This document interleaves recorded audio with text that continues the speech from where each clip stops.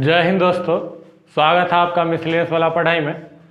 तो आज आप लोग के लिए हम थर्मल प्रॉपर्टीज़ का दूसरा वीडियो लाया है और इसमें हम थर्मल एक्सपेंशन पढ़ेंगे। ठीक है, क्या पढ़ेंगे? Thermal expansion. तो थर्मल एक्सपेंशन होता क्या है?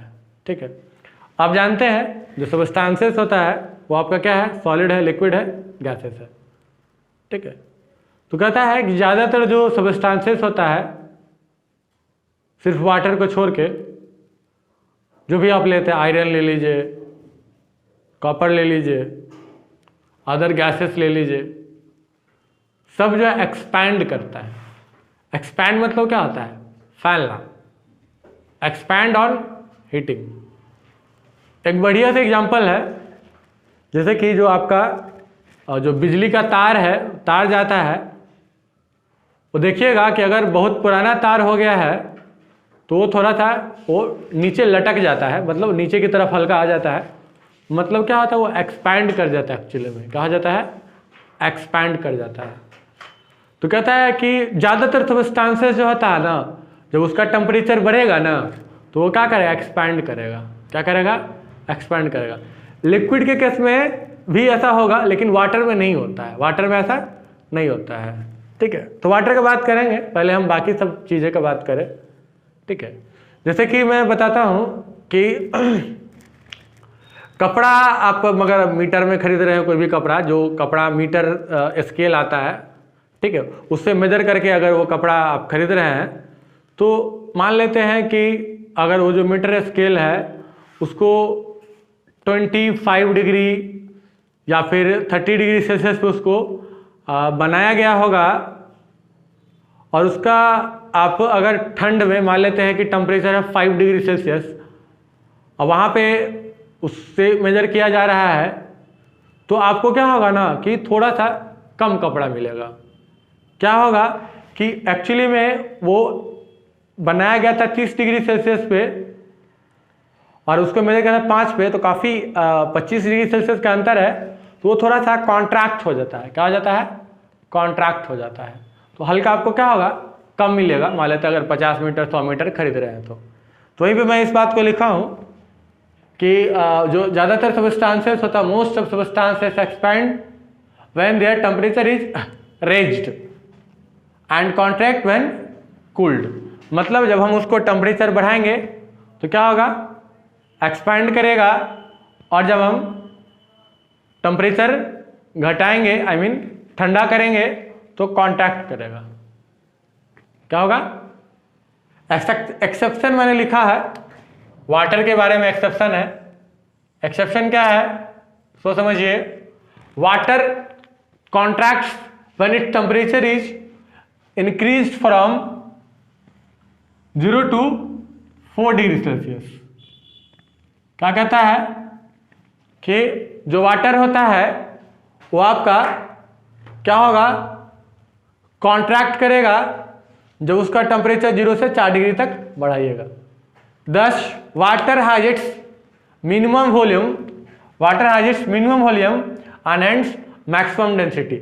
यानी कि वाटर के इसी केस में 0 से 4 डिग्री तक ही, 0 से 4 डिग्री तक अगर हम बात करेंगे तो उस केस में उसका वॉल्यूम कम होगा और डेंसिटी क्या होगा? ज़्यादा होगा। क्योंकि अगर 4 से ज़्यादा जाइएगा या फिर 0 से कम जाइएगा तो भी क्या होता है कि वो उसका वॉल्यूम बढ़ेगा। 0 में तो एकदम बढ़िया सा है कि आप एक बोतल पानी भर दीजिए और उसको डीप फ्रीज में रख दीजिए, तो जब वो आइस बनेगा ना तो वो बोतल का साइज बढ़ जाता है, मतलब एक्सपैंड हो जाता है। क्या जाता है? एक्सपैंड हो जाता है। ठीक है ना। तो वाटर, ये जो बिहेवियर होता है ना वाटर का, इसको बोलते हैं एनालॉमस एक्सपेंशन ऑफ वाटर। क्या बोलते हैं? एनालॉमस एक्सपेंशन ऑफ वाटर। हम लोग पढ़ेंगे बाद में, जब काइनेटिक थ्योरी ऑफ गैसेस करेंगे वहां पर इसके बारे में बात करेंगे। एक्चुअली में कोई भी चीज एक्सपैंड कैसे करता है उस चीज को समझिए। ठीक है, सॉलिड होगा, गैसेस होगा, लिक्विड होगा। अगर हम सॉलिड का बात करें तो हम टेम्परेचर बढ़ाते हैं। तो आप बेसिक बात जानते हैं कि जो भी मैटर होगा, जो भी सबस्टांसेस होता है, वो उसमें एटम्स होते हैं। क्या होता है? एटम्स। तो सॉलिड के एटम्स क्या करेंगे ना, अपने जगह पे वाइब्रेट करेंगे। क्या करेंगे? वाइब्रेट करेंगे। ठीक है। लिक्विड में थोड़ा ज़्यादा होता है वाइब्रेशन, गैसेस में बहुत ही ज़्यादा होता है। है ना, उसमें मूव भी करता है, लिक्विड का हम बात करें या फिर गैसेस का बात करें। तो मैं यहाँ पे लिखा हूँ when matter is heated without change in its state, मतलब ऐसा नहीं कि आप उसको हीट कर रहे हैं और उसका स्टेट चेंज हो जाए, नहीं वैसा नहीं होना है, हमको स्टेट वही रखना है, हमको स्टेट वही रखना है। ऐसा नहीं कि आयरन कितना हीट कर दिए कि पिघल के वो लिक्विड फॉर्म चला गया, वैसा नहीं करना है ना, हमको हीट करना है लेकिन उसका स्टेट चेंज नहीं होना चाहिए। इसलिए मैं एकदम क्लियर लिख दिया हूँ कि when matter is heated without change in state, it's usually change in its state होगा, sorry, change in its state usually expand, usually क्या करेगा, एक्सपैंड करेगा। According to atomic theory of matter, symmetry और potential energy curve is responsible for the thermal expansion. इसका एक curve होता है ना, मैं उसको इसके बाद में, चूंकि इसमें नहीं था, जगह नहीं था, इसलिए मैं उसको नहीं बनाया हूं, मैं इसको बाद उसको थोड़ा सा बताता हूं, पहले इसको आप देखिए। तो कहता है कि according to atomic theory of matter, asymmetry in potential energy curve is responsible for thermal expansion. ठीक है, ये पोटेंशियल एनर्जी कर्व का एसिमेट्री ही थर्मल एक्सपेंशन का क्या रिस्पॉन्सिबल है, थर्मल एक्सपेंशन के लिए क्या है, रिस्पॉन्सिबल है ना। As temperature rise, as with rise in temperature, amplitude of vibration and hence energy of atom increases। जैसे आप उस हीट करिएगा तो उसके जो एटम्स थे उसका वाइब्रेशन क्या होगा, बढ़ेगा, वाइब्रेशन क्या होगा, बढ़ेगा, एंड हेंस एनर्जी क्या होगा, बढ़ेगा। और क्या होगा, दोनों के बीच का जो दो पार्टिकल के बीच का जो डिस्टेंस होगा वो एवरेज डिस्टेंस क्या हो जाता है, बढ़ जाता है। तो पहले अब सोचिए देखिए कि इतना दूर में था, अब क्या थोड़ा दूर हो गया, तो क्या हो गया, एक्सपैंड हो जाएगा, क्या हो जाएगा, एक्सपैंड हो जाएगा। तो यही रीजन होता है कि जिस कारण क्या होता है, कोई भी चीज एक्सपैंड करता है ऑन हीटिंग। ठीक है, तो पहले इसको लिखिए, फिर मैं इसमें ये चीज बताता हूं, कौन सा बात, पोटेंशियल एनर्जी कर्व। चलिए दोस्तों, तो अब हम लोग देखते हैं जो हम बताए कि किस तरह से एक्सपैंड होता है। तो ये आपका है एसिमेट्री ऑफ पोटेंशियल एनर्जी, ठीक है ना। इसी के अकॉर्डिंग, ठीक है, जो कोई भी सॉलिड जो है वो एक्सपैंड करता है, ठीक है ना। यहाँ पे आर मिनिमम है ना, आर जब मिनिमम है तो यहाँ पे है, आर जब मैक्सिमम है तो यहाँ पे है, ठीक है। तो इसका जो एक्सपेंशन होता है वो कोई फिक्स्ड डायरेक्शन में नहीं होता है, ठीक है ना। ये इसका पाराबोला मिलता है इस तरह करके, ठीक है ना। ये जो है पाराबोला, ये डॉट डॉट से दिखा रहे हैं, इस तरह पाराबोला मिलता है इसका, ठीक है। जब टेम्परेचर लो था तो यहाँ पे था, ठीक है, ये वाला चीज़ दिखाया है, ये वाला, और टेम्परेचर हाई है तो ये है, ठीक है। तो ये एनर्जी E1 E2 है, अलग अलग आर पे, आर के साथ वेरी करता है, ठीक है। तो इसको आप लोग उतना जरूरत नहीं है इसको, ठीक है। आपको याद यही रखना है क्या, कि सॉलिड जो है या फिर गैसेस होगा एक्सपेंड करेगा, या फिर लिक्विड होगा एक्सपेंड करेगा हीटिंग पे। और सॉलिड के केस में जो एक्सपेंशन होता है वो क्या होता है, कम होता है, मिनिमम होता है, और गैसेस के केस में क्या होता है, ज़्यादा होता है। तो मैं यहाँ पे लिखा हूँ thermal expansion is minimum in case of solids but maximum in case of gases, because intermolecular force is maximum in solid but minimum in gases. मतलब जो इंटरमोलिकुलर फोर्सेस है वो सॉलिड के केस में क्या होता है, ज़्यादा होते हैं, तो ज़्यादा एक्सपेंड नहीं हो पाते हैं, ज़्यादा एक्सपेंड नहीं हो पाते हैं। लेकिन गैसेस के केस में काफ़ी दूर होता है ना, तो आसानी से एक्सपेंड हो जाता है, ठीक। तो हम सॉलिड का बात करेंगे, solid can expand in 1D 2D and 3D, 1D 2D and 3D। 1D expand करेगा तो उसको बोलते हैं लीनियर एक्सपेंशन, 2D एक्सपेंड होगा तो उसको बोलते हैं सुपरफिशियल एक्सपेंशन, और 3D एक्सपेंड होगा तो उसको बोलते हैं क्या, वॉल्यूम एक्सपेंशन। क्या बोलते हैं, वॉल्यूम एक्सपेंशन, ठीक है। मतलब कोई रॉड है, पतला सा रॉड अगर हम ले लें, उसका लेंथ बढ़ जाए तो उसको बोलेंगे लीनियर एक्सपेंशन। कोई मान लेते हैं प्लेट है, क्या है, प्लेट स्क्वायर प्लेट है मान लेते हैं, तो उसका लंबाई भी बढ़ेगा, उसको हिट करिएगा तो चौड़ाई भी बढ़ेगा, तो उसको बोले सुपरफिशियल एक्सपेंशन, या फिर उसको बोलते हैं एरियल एक्सपेंशन भी कहा जाता है, ठीक है। उसके बाद है मतलब क्यूबॉइड ले ले, क्या ले ले, क्यूबॉइड ले ले, या फिर क्यूब ले ले, या फिर सॉलिड स्फीयर ले ले, तो उसका क्या होता है, वॉल्यूम बढ़ता है, क्या होता है, वॉल्यूम बढ़ता है, उसको बोलेंगे हम लोग क्या, वॉल्यूम एक्सपेंशन, ठीक है। ये तीन तरह का एक्सपेंशन हम लोग बात करेंगे, लीनियर और लीनियर हो गया आपका लीनियर एक्सपेंशन, सुपरफिशियल एक्सपेंशन और वॉल्यूम एक्सपेंशन, ठीक है। तो पहले इसको आप लोग नोट कर लीजिए। चलिए देखते हैं अब हम लोग लीनियर एक्सपेंशन क्या होता है। थोड़ा सा समझिए, कि मान लीजिए कि ये कोई रॉड है, ठीक है, ऐसा समझ लीजिए रॉड है, ठीक है, मान लेते हैं कि ये कोई रॉड है और मान लेते हैं इसका लंबाई है, मान लेते हैं एल नॉट लंबाई है, क्या है लंबाई है एल नॉट, ठीक है। किसी टेम्परेचर पे मान लीजिए टेम्परेचर 0 डिग्री है, आप मान लीजिए कोई दिक्कत नहीं है। मान लेते हैं आप इसको हीट कर रहे हैं, क्या कर रहे हैं हीट कर रहे हैं, क्या कर रहे हैं इसको हीट कर रहे हैं, इसका लंबाई एल नॉट मान लीजिए, इसको आप हीट कर रहे हैं, क्या कर रहे हैं हीट कर रहे हैं, क्या कर रहे हैं हीट। तो हीट करने से क्या होता है कि मान लो उसका लंबाई थोड़ा बढ़ जाता है, लंबाई थोड़ा क्या हो जाता है बढ़ जाता है। इसमें हमको ये ध्यान रखना है कि इसका डायमेंशन लंबाई में ही हमको देखना है, एरिया ऑफ क्रॉस सेक्शन वगैरह हमको नहीं देखना है, ठीक है। तो मान लेते हैं इसका लंबाई जो है वो इंक्रीज हो जाता है, मान लेते हैं कि ये जो लंबाई हो गया L प्लस डेल्टा एल हो गया, L not plus delta L बढ़ गया कहने का मतलब, ठीक है। जब मान लेते हैं कुछ टेम्परेचर, मतलब टेम्परेचर हम मान लेते हैं कि T डिग्री से बढ़ जाता है, टेम्परेचर डेल्टा टी राइज होता है, डेल्टा टी टेम्परेचर क्या होता है, delta T temperature is raised, ठीक है। तो क्या कहता है देखिए, जो एल नॉट होगा वो प्रोपोर्शनल होता है, सॉरी जो डेल्टा एल होगा वो प्रोपोर्शनल होता है एल नॉट के, और डेल्टा एल जो होता है वो प्रोपोर्शनल होता है डेल्टा टी के, किसके डेल्टा टी क्या है चेंज इन टेम्परेचर। अब दोनों को कंबाइन करिए तो मिलेगा delta L proportional to L naught गुने डेल्टा टी, एल नॉट गुने डेल्टा टी। प्रोपोर्शनल का साइन हटाते हैं, कांस्टेंट आता है, तो मिलता है delta L equal to alpha L naught into delta T. ये जो अल्फा है, अल्फा को हम लोग लिखेंगे alpha equal to delta L by L into 1 by delta T, 1 by delta T. ये जो अल्फा है इसको बोलते हैं कोफिशिएंट ऑफ लीनियर एक्सपेंशन, क्या बोलते हैं इसको कोफिशिएंट ऑफ लीनियर एक्सपेंशन, क्या इसको बोलते हैं कोफिशिएंट ऑफ लीनियर एक्सपेंशन, ठीक है। और कहता है ये जो अल्फा है, इस अल्फा का वैल्यू डिपेंड करता है नेचर ऑफ मटेरियल पे, एंड इट्स वैल्यू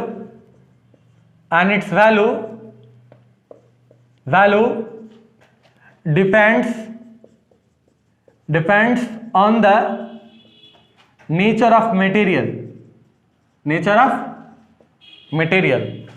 के नेचर पे डिपेंड करता है, किस पे मटेरियल के नेचर पे डिपेंड करता है। अब इसका यूनिट का बात करिएगा तो क्या होगा, देखिए डेल्टा एल बाई एल, तो यूनिट लेस हो जाएगा, मतलब पर डिग्री सेल्सियस, क्या बोलेंगे यूनिट ऑफ अल्फा क्या होगा, यूनिट ऑफ अल्फा इज पर डिग्री सेल्सियस या फिर पर केल्विन कह सकते हैं, पर डिग्री सेल्सियस या फिर पर केल्विन, जो भी आप समझ ही रहे हैं, पढ़ चुके हैं हम लोग, ठीक है, पर डिग्री सेल्सियस या फिर पर केल्विन, ठीक है। चलिए, तो इसी तरह से हमने देखा ये था लीनियर एक्सपेंशन। अगर एरियल के एक्सपेंशन का बात करेंगे, पहले इसको आप लिख लीजिए, उसके बाद बात करते हैं। पहले इसको देखिए, तो जिस तरह से हम डिफाइन किए लीनियर एक्सपेंशन, उसी तरह से सिमिलरली क्या हो जाएगा सुपरफिशियल एक्सपेंशन और फिर वॉल्यूम एक्सपेंशन।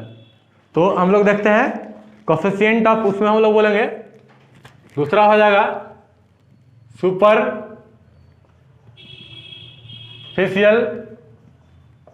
एक्सपेंशन। उसमें क्या हो जाएगा कि उसको हम लोग जो आता है, जैसे अल्फा के जगह क्या था, जैसे अभी हम लिखे थे alpha is equal to delta L by L into 1 by delta T, तो इस तरह आ जाएगा beta is equal to delta A by A into 1 by delta T. ये बीटा क्या हो जाएगा, बीटा को कहेंगे क्या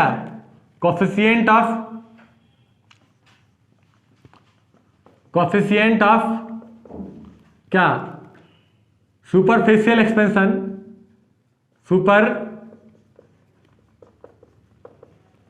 एक्सपेंशन, ठीक है। और इसका भी वैल्यू क्या, मटेरियल के नेचर पे डिपेंड करेगा, यूनिट भी वही होगा, ठीक है। तीसरा हो जाएगा आपका वॉल्यूम एक्सपेंशन। वॉल्यूम एक्सपेंशन का बात करेंगे तो वहां हम लोग गामा से रिप्रेजेंट करते हैं उसको, क्या चीज से, गामा से। और गामा इज इक्वल टू हो जाएगा delta V by V into 1 by delta T, delta V by V into 1 by delta T. इसको क्या बोलेंगे, कोफिशिएंट ऑफ वॉल्यूम एक्सपेंशन। क्या बोलेंगे, कोफिशिएंट ऑफ वॉल्यूम एक्सपेंशन, ठीक है ना। तो ये आपका था कोफिशिएंट ऑफ लीनियर एक्सपेंशन जो अल्फा था, और coefficient of volume superficial expansion जो बीटा था, और था कोफिशिएंट ऑफ वॉल्यूम एक्सपेंशन जो कि क्या है, गामा है। अल्फा बीटा गामा हमको मिला, ठीक है। तो पहले इसको लिखिए। चलिए अब हम लोग देखते हैं कि जैसे कि हम बोले कि अगर आप रॉड है, रॉड को हीट कर रहे हैं तो लेंथ बढ़ जाए तो फाइनल लेंथ क्या होगा। तो फाइनल लेंथ जो होगा, फाइनल, और हमको लेंथ लिखना है रॉड का, आप फिगर इमेजिन कर रहे हैं तो L इज इक्वल टू लिखेंगे क्या, L not plus delta L, और डेल्टा L का वैल्यू हम लोग निकाल चुके हैं, क्या हो जाएगा, अल्फा क्या था, L नॉट गुने अल्फा इंटू डेल्टा टी, ठीक है। L का वैल्यू कितना, L नॉट कॉमन ले लीजिए तो 1 प्लस अल्फा इंटू क्या आ जाएगा, डेल्टा टी, ठीक है, ठीक है। अब फाइनल एरिया लिखेंगे। फाइनल एरिया का अगर हम बात कर ले तो क्या हो जाएगा, A is equal to A naught plus delta A, फिर यहाँ पे वैल्यू पुट कर दे, कितना आ जाएगा, ए नॉट प्लस ए नॉट गुने बीटा इंटू डेल्टा टी। यहाँ से ए का वैल्यू कितना आ जाएगा, ए नॉट कॉमन ले ले तो आ जाएगा 1 plus beta into delta T. तो इसको यहाँ से याद रखिए। और तीसरा क्या हो जाएगा, तीसरा आपका final volume, final volume. Final volume को हम लोग क्या लिखे हैं, V is equal to, direct लिख रहे हैं V नॉट गुने 1 plus gamma into delta T, ठीक है। तो ये हो जाएगा आपका फाइनल वॉल्यूम, ठीक है। लेंथ हो, एरिया हो, वॉल्यूम हो, सब क्या होता है, फाइल एक्सपैंड करेगा जब हम क्या करेंगे, टेम्परेचर बढ़ाएंगे, ठीक है। अब इसके बाद जो है, इसको तो आप लोग पहले लिख लीजिए दोस्तों। तो अब हम लोग देखते हैं relation between alpha beta and gamma.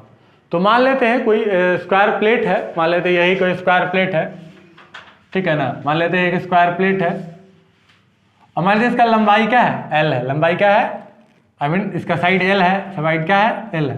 तो इसका एरिया क्या हो जाएगा, L का स्क्वायर, ठीक है। अब जानते हैं कि जब इसको आप हीट करिएगा, जब इसको क्या करिएगा, हीट करिएगा, तो इसका लंबाई और चौड़ाई दोनों क्या होगा, बढ़ेगा। लंबाई भी बढ़ेगा और क्या होगा, चौड़ाई भी बढ़ेगा। तो इनिशियल एरिया का अगर हम बात करेंगे, इनिशियल एरिया का बात करें तो उसको हम ए से रिप्रेजेंट कर दें, और ये कितना हो जाएगा, L का स्क्वायर, क्या हो जाएगा। और जब इसको हम हीट करेंगे, हम यहाँ पे लिख दिया है कि लंबाई उसका क्या हो जाएगा, L डैश, मतलब ये एक्सपैंड करके कुछ इस तरह हो जाएगा। मान लेते हैं थोड़ा सा,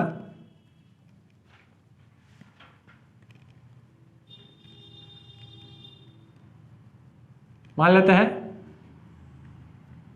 एक्सपैंड हुआ, क्या हुआ, एक्सपैंड हुआ। इसका लंबाई क्या है, L डैश है, कितना है, L डैश है। तो बाद का जो यानी कि फाइनल एरिया का हम बात करेंगे, फाइनल एरिया क्या होगा, फाइनल एरिया कितना है, उसको हम A डैश कह दें, क्या कहते हैं, A डैश कितना हो जाएगा, L डैश का स्क्वायर, किसका स्क्वायर, L डैश। अब L डैश का वैल्यू क्या होता है, L डैश का वैल्यू कितना होता है, L गुने 1 plus alpha into delta T, 1 गुने 1 प्लस अल्फा गुने डेल्टा टी। यहाँ पुट करेंगे तो क्या होगा, ए स्क्वायर इज इक्वल टू आ जाएगा L गुने 1 प्लस अल्फा गुने डेल्टा टी का स्क्वायर। ठीक है, अब देखिए, अब ये चीज बहुत छोटा है, बहुत ज्यादा नहीं है, तो ये पावर कोएफिशिएंट में मल्टीप्लाई हो जाता है। तो यहाँ पे ए स्क्वायर जो होगा वो क्या हो जाएगा, यहाँ एल स्क्वायर हो जाएगा, एल स्क्वायर गुने 1 plus 2 alpha into delta T. इसको मान लीजिए फर्स्ट हम जानते हैं, क्या जानते हैं, सॉरी यहाँ ए स्क्वायर नहीं होगा, इधर ए होगा, गलती से लिखा गया है। हम जानते हैं we have A is equal to होता है ए गुने 1 plus beta into delta T. क्या होता है, बीटा इंटू डेल्टा टी। जरा दोनों को कंपेयर मारिए, है ना। अब ए का वैल्यू कितना है, एल स्क्वायर, यानी कि इसको ऐसा लिख सकते हैं A is equal to L square गुने 1 plus beta into delta T. इसको मान लीजिए सेकेंड, मारिए दोनों को कंपेरिजन, फर्स्ट और सेकेंड को, तो आपको क्या मिलेगा, from first and second, first and second, देखिए क्या मिलेगा आपको, देखिए ध्यान से, सब कुछ सेम है, इधर भी ये सेम है। अगर डिवाइड मारिएगा, दोनों कंपेयर मारिएगा, तो क्या मिलेगा, beta is equal to 2 alpha. क्या मिल गया, beta is equal to 2 alpha, यानी कि बीटा जो होता है क्या होता है, 2 अल्फा के बराबर होता है। ठीक है, तो ये था अल्फा और बीटा में, अल्फा और बीटा में रिलेशन। अगर मान लेते कि ये क्यूबॉइड होता, क्या होता, क्यूब होता, क्या मान लेते हैं, अगर ये क्यूब होता, तो क्या होता है, लेंथ, ब्रेथ, हाइट तीनों क्या होता है, बढ़ता है। यानी कि अगर हम इसका वॉल्यूम का बात करें, किसका बात करें, वॉल्यूम का, तो अगर V का वैल्यू इनिशियल वॉल्यूम तो क्या आ जाएगा, इनिशियल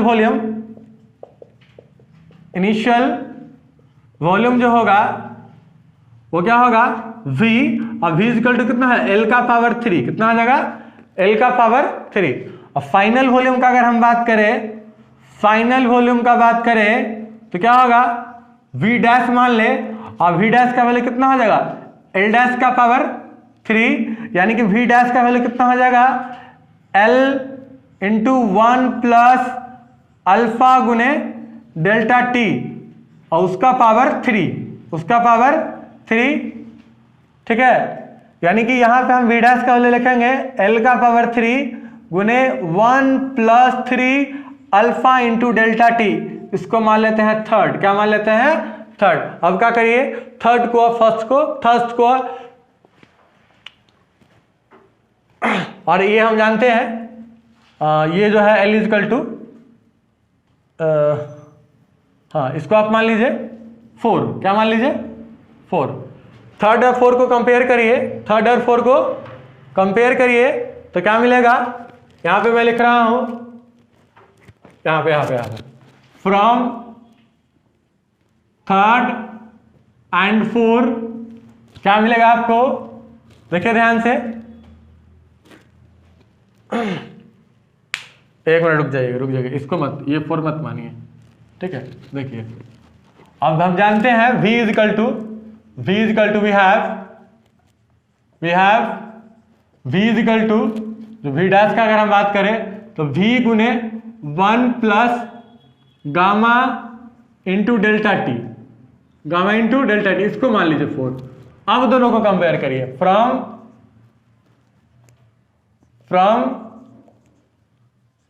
थर्ड एंड फोर्थ क्या मिलेगा, देखिए आपको मिलेगा gamma is equal to 3 alpha. क्या मिलेगा, gamma is equal to 3 alpha. देखिए गामा और अल्फा में रिलेशन हो गया, यानी कि क्या कह सकते हैं, जरा इसको देखिए, क्या कह सकते हैं कि alpha is to beta is to gamma जो होता है वो क्या होता है, 1 होता है, sorry alpha is to beta is to alpha is to beta is to gamma जो होगा वो क्या होगा, 1:2 क्या होगा, 3। तो इसको याद रखिएगा, ठीक है, समझे। तो इसको आप अच्छा से नोट कर लीजिए। और इस वीडियो के बाद अगला जो वीडियो होगा हमारा इसी का होगा, इससे हम लोग कुछ क्वेश्चन सॉल्व करेंगे, ठीक है। तो आज मैं इस वीडियो को यहीं पे खत्म करता हूं, ठीक है। जय हिंद, जय भारत।